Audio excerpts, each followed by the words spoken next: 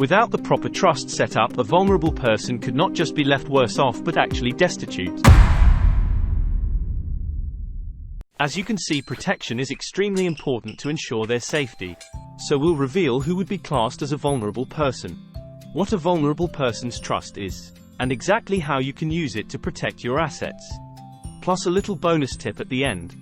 But first, if you're asking yourself, aside from my charming personality, what exactly are my assets? Let's take a look at a few examples.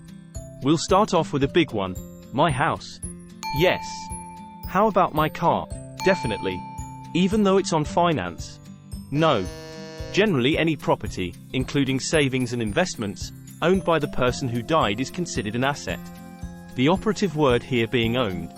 If you don't own it outright or you have shared ownership, it can't be considered your asset. But what happens if one of your beneficiaries isn't in a position to manage their own assets and finances? And that's where a vulnerable person's trust comes into play. In your absence, you want to make sure they are financially secure whilst remaining as safe and independent as possible.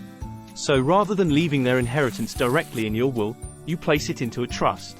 You appoint at least 2 trustees to manage the trust, and the beneficiary can't access the assets without going through the trustees first. They basically act as gatekeepers, only releasing the assets as and when they're needed. Okay, so you're probably wondering who would fall under the term vulnerable person.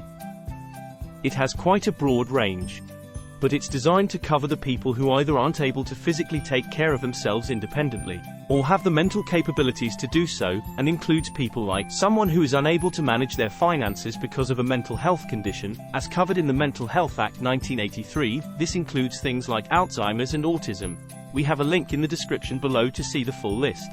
Anyone under the age of 18 whose parent has died qualifies as a vulnerable beneficiary, as does anyone eligible for attendance allowance, disability living allowance, personal independence payment, increased disablement pension, constant attendance allowance, armed forces independence payment. It's of paramount importance to make sure that they will be taken care of. With the trust in place, any assets and beneficiaries you leave behind will be protected, in some cases from themselves, or unscrupulous people looking to take advantage of them. And as a bonus, any money left in a trust isn't technically owned by the beneficiary, so it won't affect any means-tested benefits they're receiving or entitled to. So you know they will be taken care of as long as they can be. But everything we just covered is useless without a will in place to begin with.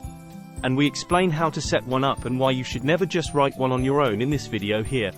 If you have any vulnerable loved ones that need protecting, don't hesitate to get in touch with us. We'll be happy to help you with a bespoke package and any information you need for your specific case.